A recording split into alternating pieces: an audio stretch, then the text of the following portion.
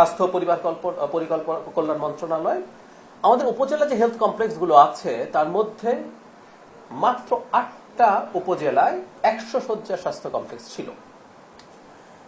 আমাদের সরকার এটা বাকি সব 31 শয্যা 50 শয্যার মানে দুরকম ভাবে থাকে, 31 শয্যার আছে 50 শয্যার আছে, সবগুলোকেই 101 শয্যায় উন্নীত করা হবে। মোট 434টি উপজেলা আছে। এটা খুবই জরুরি ব্যাপার। আমি বিদ্যুৎ জ্বালানি ব্রিফিং এর দিন বলেছিলাম হেলথ ইজ এ প্রবলেম আমাদের দেশের মানুষের জন্য, সিরিয়াস প্রবলেম। আমি নিজে ডাক্তার হবার কারণে এবং আমি বাংলাদেশের সবচেয়ে বড় হসপিটালটায় পড়াশোনা করেছি, ইন্টার্নশিপের সময় কাজ করেছি ঢাকা মেডিকেল কলেজে। মানে মানুষের দারিদ্র্য এবং সেটা চিকিৎসা নেওয়ার ক্ষেত্রে কতটা ব্যারিয়ার তৈরি করে সেটা আমরা দেখি। আর আমরা আরেকটা ঘটনা ঘটে যে কারণে উপজেলা এই হসপিটালগুলো খুবই জরুরি, সেটা হচ্ছে আমরা এগুলোকে টার্সিয়ারি লেভেল হসপিটাল বলি, মেডিকেল কলেজ হসপিটালগুলো। মানে আমরা অনেক সময় প্রাইমারি বা সেকেন্ডারি ডিজিজ নিয়ে এই হসপিটালগুলোতে চলে আসি, কারণ বাড়ির পাশে যে হসপিটালটা আছে উপজেলা হসপিটাল সেখানে আসলে ঠিকমতো চিকিৎসা পাওয়া যায় না, কোনোটায় পাওয়া গেলে বেড পাওয়া যায় না।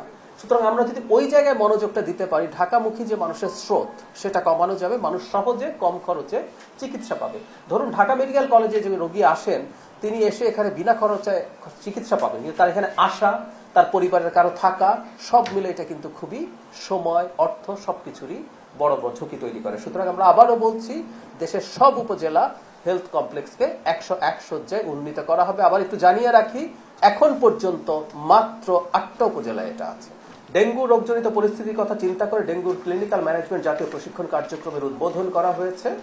আপনারা জানেন এই বর্ষার সময় ডেঙ্গুর প্রবণতা বাড়ে এবং গত কয়েক বছরে বাংলাদেশের ডেঙ্গুর প্রবণতা বৃদ্ধির একটা লক্ষণ দেখা গিয়েছিল। ডেঙ্গু আগে যতটা ডেডলি ছিল, ফেটাল ছিল, না থাকলেও এখনো মৃত্যুর খবর পাওয়া যায়। আমরা খুবই চেষ্টা করব এই জিনিসটাকে যতটা সম্ভব ঠেকিয়ে রাখা যায় সেটা, কারণ ঠিকঠাক মতো ডায়াগনোজ করা গেলে এবং প্রাথমিকভাবে চিকিৎসা নিশ্চিত করা গেলে মৃত্যু ঠেকানো সম্ভব।